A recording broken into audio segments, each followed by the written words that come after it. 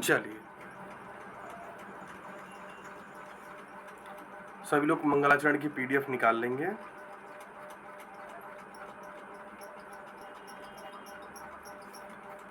अस्मद् गुरुभ्यो नमः। अस्मद् परम गुरुभ्यो नमः। अस्मद् सर्व गुरुभ्यो नमः।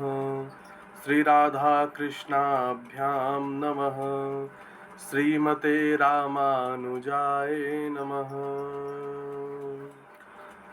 लंबोदरं सुन्दरपरमेकदन्तं पीताम्बरं त्रिनयनं परं पवित्रम् उदयद्दिवाकरनिवोज्ज्वलकान्तिकान्तं विघ्नेश्वरं सकलविघ्नहरं नमामि। शरीरं स्वरूपं ततो कलत्रं यशश्चारुचित्रं धनं मेरुतुल्यम् मनश्चैनलग्नं श्रीगुरुरं विपद्मे ततः किं ततः किं ततः किं ततः किं नारायणं नमस्कृत्यं नरं चैव नरोत्तमं देवीं सरस्वतीं व्यासं ततो जयमुदीरयेत्। जयतु जयतु देवो देवकी नंदनो अयं। जयतु जयतु कृष्णो वृष्णिवंश प्रदीप। जयतु जयतु मेघश्यामल कोमलांग। जयतु जयतु पृथ्वी भारनाशो मुकुंद। कृष्ण त्वदीय पद पंकज पंजरान्ते अद्वैव मे विशतु मानसराजहंस। प्राण प्रयाण समये कपवात पित्तै कंठावरोधन विधौ स्मरणं कुतस्थे।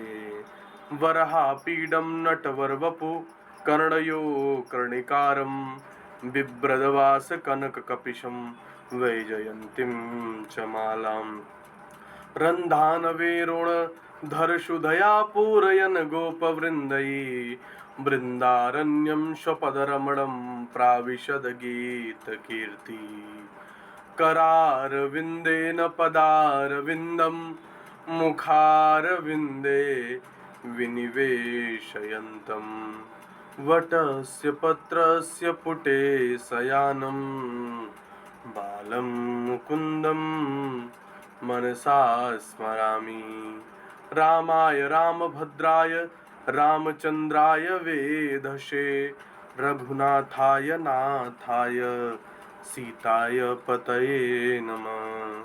अंजनानन्दनं वीरं जानकी शोकनाशनं कपीशमक्षहन्तारं वन्दे लङ्काभयङ्करम्। मूकं करोति वाचालं पंगुं लंघते गिरिं यत्कृपातमहं वन्दे परमानन्दमाधवम्। भक्त भक्ति भगवंत गुरु चतुर्नाम बपु एक। इनके पद बंदन किए नासत विधन अनेक। इनके पद बंदन किए नासत विधन अनेक। सच्चिदानंद रूपाय विश्वोत्पत्त्यादि हेतवे तापत्रया विनाशाय श्रीकृष्णाय वयं नुमः। श्रीकृष्णाय वयं नुमः। समस्त संसार के कल्याणकारक, समस्त संसार के उत्पत्ति करता भगवान श्री हरि के चरणों में, भगवान श्री राधा रानी, भगवान श्री कृष्ण के चरणों में हम सभी बारंबार प्रणाम करते हैं। जो हम सब मनुष्यों का कल्याण करने वाले, सब दुखों को, सब तापों को नष्ट करने वाले भगवान हैं, ऐसे भगवान का हम वंदन करते हैं। और आज की कथा की ओर चलते हैं और आज की कथा में प्रारंभिकता की ओर प्रवेश करेंगे। कल आप लोगों ने कहाँ तक पढ़ लिया था बताइए। सत्यम कुमार उपाध्याय जी, आप बताइए। गुरु जी, हम लोगों ने कल अध्ययन किया था अहम भ्रता तद्वयो बहुत अच्छा, बहुत सुंदर। यहीं से आगे अभी हम प्रारंभ करते हैं। थोड़ा सा जल पी लें।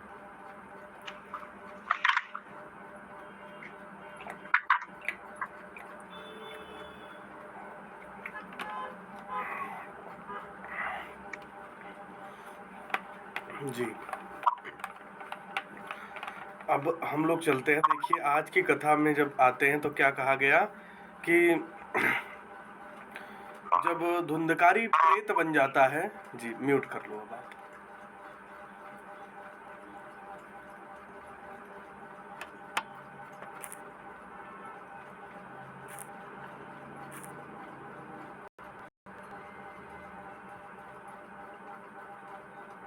जी, जब धुंधकारी प्रेत बन जाता है तो क्या होता है, प्रेत बन करके जब उनके भाई गोकर्ण जी गया आदि तीर्थों पर जा करके उनका श्राद्ध करके जब आ जाते हैं, तब क्या देखते हैं, वो रात्रि में जब आंगन में शयन करते हैं तो वो कभी भेड़ बन करके, कभी हाथी बन करके, कभी भैंसा बन करके, कभी राजा बन करके गोकर्ण जी के सामने धुंधकारी बार बार आ जाता था।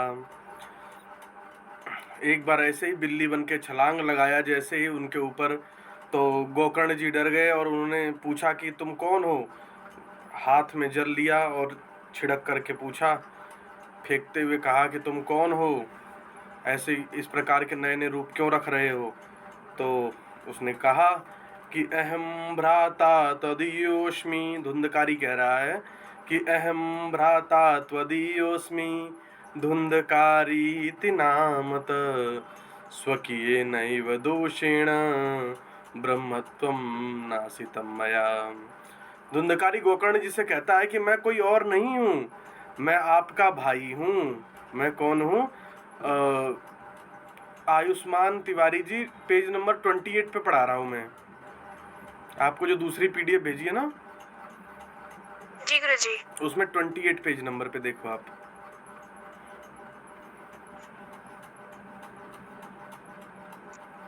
पेज नंबर 28,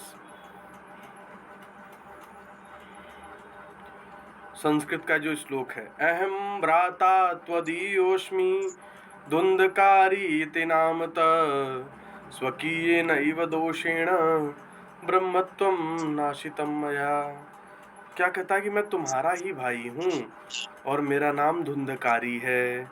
स्वकीय नैव दोषेण, मैं अपने ही दोष के चक्कर में ब्रह्मत्वं नाशितं मया, अपना नाश कर चुका हूँ। क्या कहा? अपना नाश कर चुका हूँ। फिर गोकर्ण जी ने कहा कि कोई बात नहीं, तुम अपना नाश तो कर चुके हो, मुझे पता था, लेकिन मैंने तुम्हारा गया जी आदि तीर्थों में श्राद्ध भी कर दिया है। क्या कर दिया है? गया आदि तीर्थों में मैंने तुम्हारा श्राद्ध कर दिया है, फिर भी तुम ठीक नहीं हुए। तब गोकर्ण जी ने भगवान सूर्य से धुंधकारी की मुक्ति का उपाय पूछा। भगवान सूर्य ने कहा, आप श्रीमद् भागवत का सप्ताह वाचन करें। गोकर्ण जी ने श्रीमद् भागवत जी का आयोजन किया। 7 दिन में बांस की 7 गंथरियां फट गई, जिसमें से धुंधकारी दिव्य रूप धारण कर प्रकट हुआ। क्या कहा कि जब गया जी में तीर्थ करने के बाद, आयुष्मान म्यूट कर लो अब आप।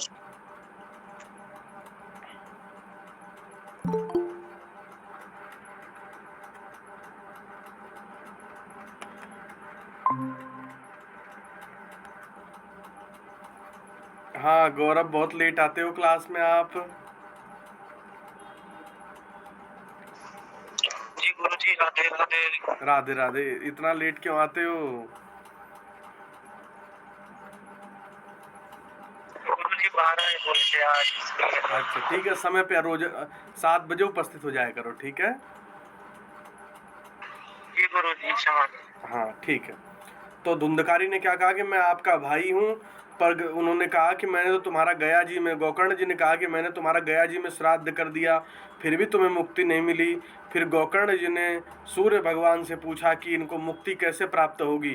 तो सूर्य भगवान ने उपाय बताया। क्या कहा कि आप भगवान श्री हरि, श्री राधा कृष्ण के नाम का स्मरण करो, अर्थात श्रीमद् भागवत जी का श्रवण करो। जब श्रीमद् भागवत जी की कथा का आप श्रवण कर लोगे तो क्या होगा उससे? धुंधकारी की सप्त जो कथा के 7 दिन होते हैं, 7 दिन में बांस, जो आप लोग बांस जानते होंगे, बांस की सप्त गांठें फट जाती हैं और धुंधकारी मुक्ति को प्राप्त हो जाता है। तो धुंधकारी फिर धन्यवाद करता है भगवान का, भागवत जी की महिमा गाता है। नीचे देखो लिखा अगला श्लोक, धन्या भागवती वार्ता प्रेत पीड़ा विनाशिनी सप्ताहोपि तथा धन्य कृष्ण लोक फलम प्रदः। क्या कह रहा है धुंधकारी कि धन्या भागवती वार्ता, भागवत जी की वार्ता, भागवत जी कथा तो धन्य है। प्रेत पीड़ा विनाशिनी, सोचो प्रेत की पीड़ा, इस संसार की बड़ी पीड़ा कही गई, लेकिन ये तो प्रेत की पीड़ा की भी नाश करने वाली है। गौरव जी पेज नंबर 28 पे निकाल लेना। हाँ, सप्ताहो अपि तथा धन्य, सप्ताहो अपि तथा धन्य। और जो 7 दिवस की कथा विधि विधान से सुनते हैं वो तो और धन्य हैं। कृष्ण लोक फलम पद, उन लोगों को कौन सा फल प्राप्त होता है? कहते हैं श्री कृष्ण भगवान का लोक। ठीक है, कौन सा लोक प्राप्त होता है? गौलोक प्राप्त होता है, भगवान श्री कृष्ण का लोक प्राप्त होता है। नीचे हिंदी देखिए, जब धुंधकारी भगवान के दिव्य लोक जाने के लिए विमान पर बैठने लगा, तब गोकर्ण जी ने भगवान के पार्षदों से पूछा कि महाराज, यहाँ तो निर्मल मन वाले इतने श्रोता बैठे हैं, फिर आप ही एक ही विमान लेकर क्यों आए हैं? क्योंकि क्या कहा गोकर्ण जी ने कि देखो यहाँ तो श्रोता बहुत बैठे हैं कथा में, पर आप एक ही विमान लेके आए हो केवल और केवल धुंधकारी को ले जाने के लिए गौलोक में, भगवान श्री कृष्ण के लोक में। तब भगवान के पार्षदों ने कहा, हे गोकर्ण जी महाराज, यहाँ बैठे हुए सभी श्रोताओं ने श्रवण तो किया किंतु मनन नहीं किया। क्या कहा कि यहाँ बैठे सभी श्रोताओं ने श्रवण तो किया किंतु मनन नहीं किया। ठीक है,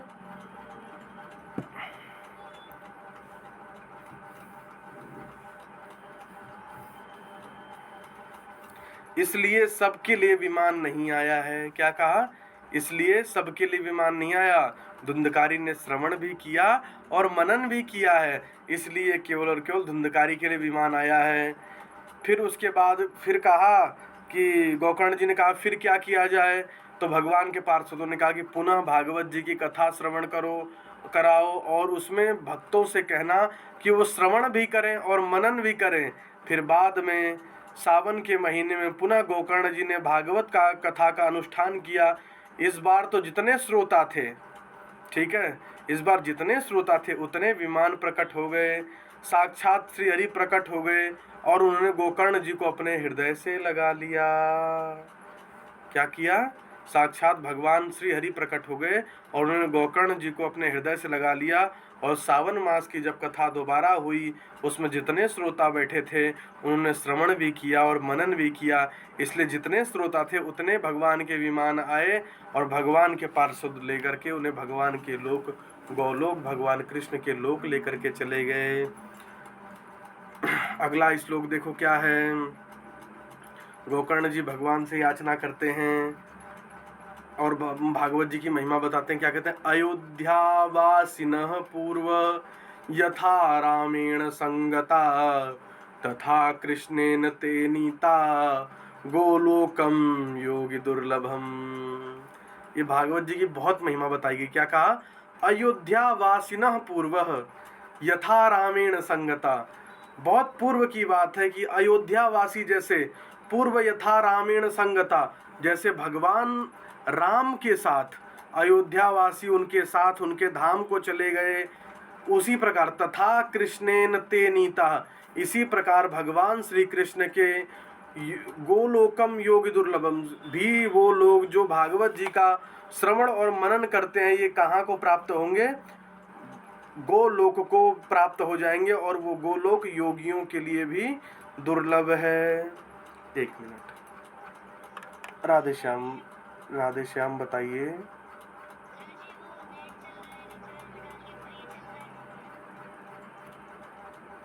मैंने आपको भेज दिया है, वो आपकी तरफ की समस्या है।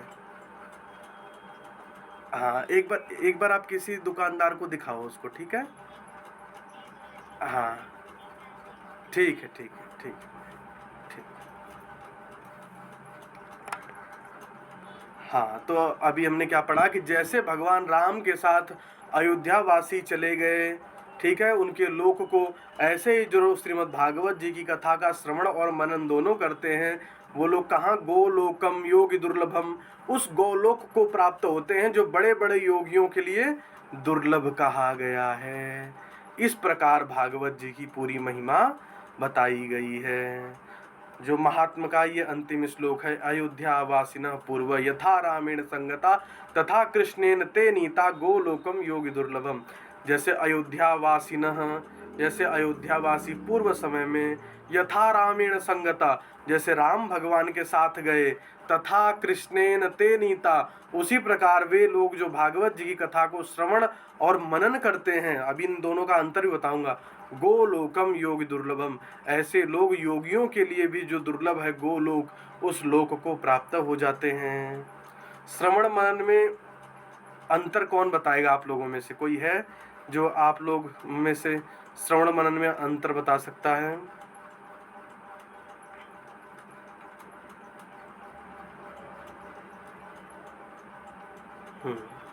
देखो, श्रवण और मनन में क्या अंतर होता है? हाँ, बताइए बताइए बताइए बताइए। हाँ गुरु जी, जैसे श्रवण मतलब कि कोई चीज को हम जैसे कथा सुन रहे हैं, उसको श्रवण कर रहे हैं। मनन मतलब कि उसको विचार को हम एक दूसरे को भावनाओं को पहुंचाए कि मैंने हम कथा सुना, तो इस तरह का हमने अपना रहे हैं, उसको मनन कर रहे हैं, चिंतन कर रहे हैं। उस तरह को भावनाओं को, जैसे कथा में सुन के आया कि माता पिता की सेवा करना, तो माता पिता की सेवा करके आना, गुरु को अपने आदर्श को को समझना, मन में समझना, तो विचार दिखना भी चाहिए। जो आपने मन में श्रवण किया उसका मनन भी होना चाहिए और उसको दिखना भी चाहिए उसका रिजल्ट। बहुत सुंदर, बहुत अच्छा। श्रवण मनन में क्या अंतर होता है? श्रवण, एक तो हमने सुन लिया, ठीक है, केवल जैसे हम समझा रहे हैं, आपने सुना। जैसे हमने कहा कि भक्ति करो, आपने सुन लिया, ठीक है, भक्ति करो। अब क्या कहा? अब मनन क्या होता है कि फिर हमने ये भी जान लिया गुरुदेव से कि भक्ति की प्रक्रिया क्या है। अब मनन क्या है कि हम उस पर विचार करें पूर्ण रूप से और उसको अपने जीवन में स्थापित कर दें, समझे ना, उसको अपने जीवन में स्थापित कर दें। तो ये होता है श्रवण और मनन। एक होता है श्रवण, केवल और केवल सुनना, और श्रवण के साथ मनन क्या है, उसको आत्मसात कर लेना, अपने आत्मा में, अपने हृदय में स्थापित कर लेना उस बात को। ये मनन होता है उस बात का कि हमने इस पे बहुत गहरा मनन किया है, मतलब हमने अब इस बात को आत्मसात कर लिया है, ठीक है।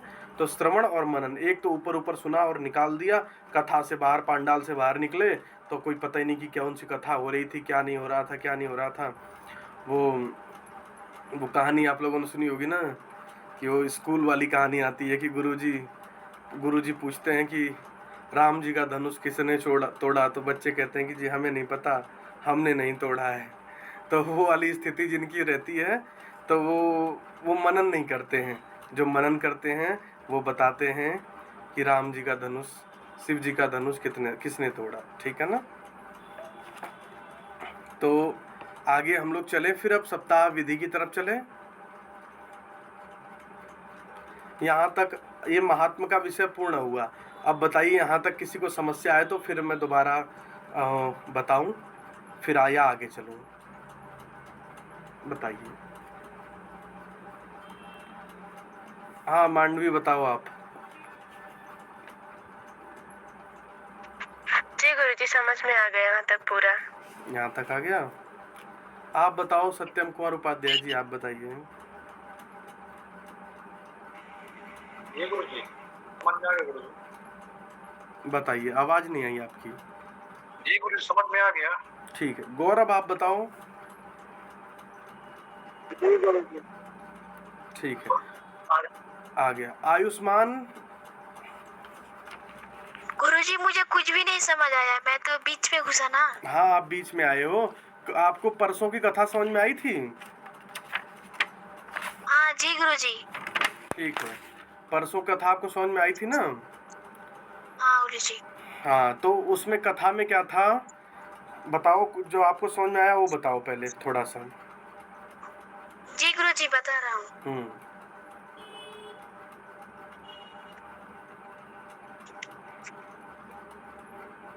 तुंगभद्रा एक नदी थी जहाँ गोकर्ण धुंधकारी रहते थे। यही एक नदी के किनारे एक घर था। जो घर की मालकिन थी उसका नाम धुंधली देवी और जो मालिक थे उसका नाम आत्मादेव शर्मा था। हाँ ठीक। जो धुंधली देवी थी उनकी बुद्धि कुटिल थी और भ्रामक थी। बहुत सुंदर। उनकी बुद्धि आत्मादेव शर्मा एक ब्राह्मण थे। उनका कोई पुत्र नहीं था। वह पुत्र के लिए बहुत विचलित थे। उन्हें लोगों का बहुत ताना सुनना पड़ता था। इसके कारण वो अपना प्राण त्यागने के लिए जंगल गए। ठीक इसके है, बाद बहुत अच्छा, मैं समझ गया, आपको याद है। अभी हम थोड़ा सा पाठ करा करके फिर इस पूरी कथा को अभी आपको सुनाएंगे, ठीक है? जो ठीक अभी है 2-3 दिन में पढ़ाया गया ये पूरा आपको सिखाएंगे और आपको रिकॉर्डेड क्लास भी देंगे, जो क्लास हो गई है अभी तक। और फिर उसके बाद आपको अलग से भी थोड़ा पढ़ाएंगे, ठीक है? ठीक है गुरुजी। हाँ, आगे देखो पेज नंबर 29 पे देखो, सप्ताह विधि की कथा लिखी गई है। सप्ताह विधि लिखा होगा, सब लोग देखो 29 पेज नंबर पे। हो गया? देख लिया आप लोगों ने? अब ये कहा गया, यहाँ तक तो हमने पढ़ा कि महात्म मतलब भागवत जी की महिमा क्या है। अभी तक हमने सारी बातें पढ़ ली कि भागवत जी की पूरी महिमा क्या है, ठीक है ना? ये सारी महिमा बताई गई कि धुंधकारी जैसे लोग भी भागवत जी की कथा सुन करके तर जाते हैं। ये उदाहरण पूछा था नारद जी ने, किससे पूछा था? सनकादिक ऋषियों ने। फिर सनकादिक ऋषियों ने पूरी कहानी बताई थी कि तुंगभद्रा नदी के किनारे पंडित आत्मदेव शास्त्री नामक एक ब्राह्मण रहते थे। ये पूरी कथा, वो कैसे कैसे उनका उद्धार हुआ, गोकर्ण जी ने किस प्रकार कथा का आयोजन किया और भगवान ने उन्हें हृदय लगाया तो उन्होंने क्या प्रार्थना की कि अयोध्या वासिनः पूर्व यथा रामेण संगता तथा कृष्णेन ते नीता गोलोकम योगी दुर्लभम। क्या कहा? जैसे अयोध्या वासी भगवान राम के समय पूर्व काल में भगवान राम के लोक में चले गए, ऐसे ही जो लोग भागवत जी की कथा का श्रवण और मनन करते हैं, श्रवण मतलब सुनते हैं, मनन मतलब अपने मन में बिठा लेते हैं, आत्मसात कर लेते हैं बात को, वे लोग क्या प्राप्त, कहाँ प्राप्त होते हैं? योगी दुर्लभम। योगियों के लिए भी जो दुर्लभ है, जो बड़े बड़े तपस्या करने वाले लोगों के लिए भी दुर्लभ है, गोलोक। गोलोक कहते हैं भगवान श्री कृष्ण का लोक, वो लोक प्राप्त होता है। ऐसा कह करके भागवत जी का महात्मा पूरा होता है। फिर सप्ताह विधि आती है थोड़ी सी कि 7 दिन की कथा किस प्रकार सुननी चाहिए। तो क्या बताया, किससे सुननी चाहिए? सप्ताह विधि को पढ़ते हैं। परम पवित्र भूमि पर पूर्वाभिमुख या उत्तराभिमुख बैठें। क्या कहा कि या तो पूर्व दिशा की तरफ मुख करके या उत्तर दिशा की तरफ मुख करके आसन पर बैठ जाइए। परम विरक्त विद्वान ब्राह्मण को ही वक्ता बनाएं। क्या कहा? परम विरक्त विद्वान ब्राह्मण। ब्राह्मण का अर्थ यहाँ पे क्या है? मैंने आप लोगों को कल भी बताया था। ब्राह्मण का अर्थ क्या है? ज्ञानी, है ना? जो ब्रह्म को जानता हो। ब्रह्मम ज्ञानती इति ब्राह्मण, जो ब्रह्म को जानता हो, भगवान को जानता हो, जो ज्ञानी हो, उस व्यक्ति की बात कही गई है, जाति विशेष सूचक नहीं है, ठीक है? आगे क्या कहा? विरक्तो वैष्णवो विप्रो, विरक्तो वैष्णवो विप्रो वेद शास्त्र विशुद्ध कृत दृष्टांत कुशलो धीरो वक्ता कार्यो तिनिस्पृह। क्या कहा? ये नहीं कहा कि ये होने चाहिए वो होने चाहिए, बहुत स्पष्ट बात कही। विरक्त कहते हैं जो बहुत ज्यादा संसार में लिप्त ना हो, बहुत ज्यादा संसार में लिप्त ना हो, संसार के मोह माया के बंधनों से कटने का प्रयास करता हो, ऐसा व्यक्ति विरक्त हो। वैष्णव हो, भगवान श्री हरि का भजन करने वाला हो, वैष्णव हो, तिलक कंठी वाला हो। विप्रो, विप्र कहते हैं विद्वान को, विद्वान हो, किसी जाति का नाम नहीं लिया। वेद शास्त्र विशुद्ध कृतः, जिसने शास्त्रों का, वेदों का ज्ञान प्राप्त किया हो। दृष्टांत कुशलो धीरो, और दृष्टांत देने में मर्मज्ञ हो, अच्छा बोलता हो, अच्छा दृष्टांत देता हो। वक्ता कार्यो नीति स्पृह, इस प्रकार के वक्ता से किया हुआ कार्य संपन्न, ठीक प्रकार से पूर्ण रूप से निर्विघ्न संपन्न हो जाता है। इसी प्रकार के वक्ता से भागवत जी की कथा सुननी चाहिए। कैसे? विरक्तो, जो विरक्त हो, संसार में जिसकी बुद्धि बहुत ज़्यादा नहीं हो, बहुत कम संसार के प्रति आसक्ति रखता हो। वैष्णवो, वैष्णव हो, वेद शास्त्र विशुद्ध कृत, जिसने वेद शास्त्रों का ठीक प्रकार शुद्ध ज्ञान प्राप्त किया हो, दृष्टांत कुशलो धीरो, दृष्टांत देने में कुशल हो, और कार्यो तिन्हि स्पृह, और इस प्रकार से ऐसे लोगों से कथा कराने पर क्या होता है, हमारा कार्य संपन्न हो जाता है, हमारा अनुष्ठान पूर्ण हो जाता है। नीचे देखो हिंदी, कोई ऐसा नियम न ले जो कथा श्रवण करने में बाधक बने। विवाह में जैसे धन व मन लगता है, वैसा ही धन और मन लगावे। क्या कहा, भागवत जी में कितना धन की बात कही, तो कहा जितनी एक बिटिया को ब्याहने में धन लग जाता है, इतना धन लग जाता है भागवत जी की कथा में। तो क्या कहा, जैसे बिटिया को ब्याहने में तन मन धन से उत्साह पूर्वक हम लोग बेटी का विवाह करते हैं, उसी प्रकार हमें क्या करना चाहिए, श्रीमद् भागवत जी के कथा करानी चाहिए। इसमें लिखा है, विवाहे यादृशम वित्तम तादृशम परिकल्पयेत, विवाह में जैसे धन व मन लगता है, वैसा ही धन और मन लगाना चाहिए। और आगे क्या कहते हैं, स्त्री और चतुर्थ वर्ण को विशेष रूप से कथा में आमंत्रित करें। क्या कहा, स्त्री और चतुर्थ वर्ण कौन सा होता है, गृहस्थ आश्रम का। कौन सा वर्ण होता है, गृहस्थ आश्रम का। चतुर्थ वर्ण मतलब गृहस्थी लोगों के लिए। स्त्री मतलब, स्त्री को क्यों कहा गया कि विशेष रूप से, क्योंकि माताएं, जिन घर की माताएं संस्कारवान नहीं होती ना, उन घर के बच्चे बिगड़ जाते हैं। तो इसलिए यहाँ पे माताओं के संस्कारवान होने पे बहुत जोर दिया गया। क्या कहा गया कि स्त्री और चतुर्थ वर्ण, माता विद्वान यदि हो जाएगी तो बच्चों को विद्वान कर देगी, घर का ही माहौल यदि खराब होगा तो बच्चे मूर्ख हो जाएंगे। इसलिए कहा कि स्त्री और चतुर्थ वर्ण, गृहस्थ आश्रम को, जो लोग शादीशुदा हैं, ये लोग ज़्यादा सुने कथा को, ऐसे लोगों को ज़्यादा आमंत्रित करना चाहिए। फिर कहा कि कथा कहाँ सुननी चाहिए, तो कहा तीर्थ में, वन में अथवा घर में ही कथा श्रवण करें। क्या कहा, या तो कोई तीर्थ हो, या जंगल झाड़ी मैदान हो, जंगल हो, वन हो, और दूसरा क्या कहा, अथवा घर में ही कथा का श्रवण करें। जब इतनी बात पूर्ण हो गई, सनकादिक ने तदंतर संपूर्ण भागवत कथा नारद जी को सुनाई। नारद जी ने धन्यवाद दिया। सनकादिकों ने, हमने वहाँ सुना था ना कि जब भक्ति महारानी के दोनों पुत्र मूर्छित हो गए थे, तब सनकादिक ऋषि बैठे थे कथा सुनाने के लिए। तो वो कथा सुनाते सुनाते नारद जी ने प्रश्न पूछ लिया कि कौन कौन से लोग तर जाते हैं। तो सनकादिक ऋषियों ने बताया कि ये मानवा पाप कृतस्तु सर्वदा, ऐसे लोग जो हमेशा पाप करते हैं, कुटिल कामी हैं, ये सब लोग तर जाते हैं। ऐसा हमने श्रवण किया। फिर नारद जी ने कहा कोई उदाहरण देके बताओ। तो उदाहरण में हमने क्या पढ़ा, गोकर्ण जी की, पंडित आत्मदेव शास्त्री धुंधकारी की कथा पढ़ी पूरी, और ये भागवत जी की महिमा है। उसके बाद जब भागवत पूर्ण होती है तो नारद जी धन्यवाद करते हैं और सभी लोग कीर्तन करते हैं। और देखो कीर्तन में कौन कौन उपस्थित हैं, प्रहलाद स्थालधारी,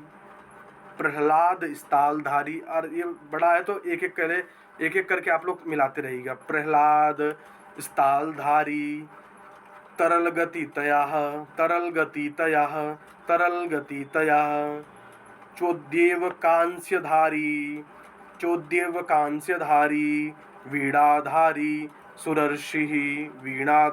सुरर्षि, स्वर कुशलतया रागकर्तार्जुनो भूतः, स्वकुशलतया रागकर्तार्जुनो भूतः, इंद्रो वाजिन् मृदंगम जय जय शुकरा कीर्तने ते कुमारः, इंद्रो वाजिन मृदंग जय जय शुकरा कीर्तने ते कुमारः, यत्ताग्ने भाववक्ता सरचनया व्यासपुत्रो बभूव, यत्राग्ने भाववक्ता सरचनया व्यासपुत्रो बभूव। ये बताया कि कीर्तन में कौन कौन उपस्थित हुए।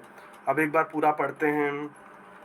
प्रहलाद स्थलधारी, तरलगति दया चोदय कांसधारी, वीणाधारी सुरशिश्वर कुशलतया रागकर्ता अर्जुनो भूत, इंद्रो वाजिन मृदंगम जय जय शुकरा कीर्तने ते कुमार, यत्राग्ने भावभक्ता सरचनया व्यासपुत्रो बभूव।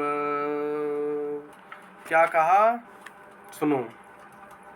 प्रहलाद जी फुर्तीले होने के कारण करताल बजा रहे हैं। क्या कहा, प्रहलाद जी करताल बजा रहे हैं, उद्धव जी झांझ बजा रहे हैं, झांझ जो ऐसे ऐसे करके आप लोग बजाते हैं, नारद जी वीणा बजा रहे हैं, अर्जुन राग अलाप रहा है, अर्जुन राग गा रहा है, देवराज इंद्र मृदंग बजा रहे हैं, सनकादिक जय जयकार कर रहे हैं, सुखदेव भगवान श्लोकों का गायन कर रहे हैं। संस्कृत के 3 अंग होते हैं, कौन से? गायन, वादन और नृत्य। और जब गायन और वादन होने लगा, भाई गा कौन रहा है? अर्जुन गा रहे हैं, आलाप कर रहे हैं। वादन कौन कौन कर रहा है? प्रहलाद जी कर रहे हैं, उद्धव जी कर रहे हैं, देवराज इंद्र कर रहे हैं, नारद जी कर रहे हैं। तो भैया गाना भी हो गया और वाद्य यंत्र बाजन भी हो गया। आप कहा कि नृत्य कौन करेगा? नृत्य कौन करेगा? तो क्या कहा? ननृत मध्य त्रिकमेव तत्र, आराम आराम से पढ़िए आप लोग। ननृत मध्य त्रिकमेव तत्र भक्त्यादिकानां नटो वत भक्त्यादिकानां नटवत्स सुतेजसाम अलौकिकं कीर्तनमेतदीक्षं हरिप्रसन्योऽपि वचोऽम्रवृतं। क्या कहा? ननृत मध्ये त्रिकमेव तत्र, ननृत मध्ये त्रिकमेव तत्र भक्त्यादिनां नटवत्सु तेजमासा अलौकिकं कीर्तिमेतदीक्ष्य हरि प्रसन्योऽपि वचो बभृतं। क्या कहा? हाँ, क्या कहा? सुनो कि अब जो कि गायन भी हो रहा है, वादन भी हो रहा है, गाने वाले भी हैं। गाने वाले भी मैंने आपको बता दिया कि अर्जुन आलाप कर रहे हैं। वादन करने वाले कौन कौन से, ये भी मैंने आपको बताया। प्रहलाद जी क्या बजा रहे हैं? करताल बजा रहे हैं। उद्धव जी झांझ बजा रहे हैं, नारद जी वीणा बजा रहे हैं, और देवराज इंद्र मृदंग बजा रहे हैं, शनकादिक जय जयकार कर रहे हैं। तो उन्होंने कहा कि नृत्य कौन करेगा? तो कहा कि तत्र सभा में, वहाँ सभा के मध्य में तारुण्य से संपन्न नौजवान भक्ति तीनों ही नट के समान नाचने लगे। इस दिव्य कीर्तन को देखकर प्रसन्न हुए। हरि भी वचन को आलंबित होकर के बोले। क्या कहा? कि इसको जो कि फिर नाचने का काम किसको दे दिया? कहा कि भक्ति महारानी वहाँ पर उपस्थित होकर के किसके साथ? ज्ञान और वैराग्य अपने दोनों पुत्रों के साथ आकर के नृत्य करने लगी। और नृत्य क्या क्या होने लगा? भजन कौन सा चल गया? निकुंज में विराजे घनश्याम राधे राधे, निकुंज में विराजे घनश्याम राधे राधे, हो श्याम राधे राधे घनश्याम राधे राधे, हाँ श्याम राधे राधे घनश्याम राधे राधे, निकुंज में विराजे घनश्याम राधे राधे, निकुंज में विराजे घनश्याम राधे राधे, निकुंज में विराजे घनश्याम राधे राधे। ये भागवत जी जब पूरा महात्मा, जब सनकादिक ऋषियों ने नारद जी को पूरी कथा सुना दी, उसके बाद ये कीर्तन हो रहा है। उस कीर्तन में ये सारे लोग उपस्थित थे और भक्ति महारानी अपने दोनों पुत्रों के साथ ताता थैया करके निकुंज में विराजे घनश्याम राधे राधे कहकर नाचने लगी। हो श्याम राधे राधे घनश्याम राधे राधे, हाँ श्याम राधे राधे घनश्याम राधे राधे, निकुंज में विराजे घनश्याम राधे राधे, निकुंज में विराजे घनश्याम राधे राधे। समझे ना? तो इस प्रकार हमने आज प्रथम दिवस की कथा को पूर्ण किया और कल द्वितीय दिवस की कथा को नहीं, अभी कुछ दिन रुक करके प्रारंभ करेंगे।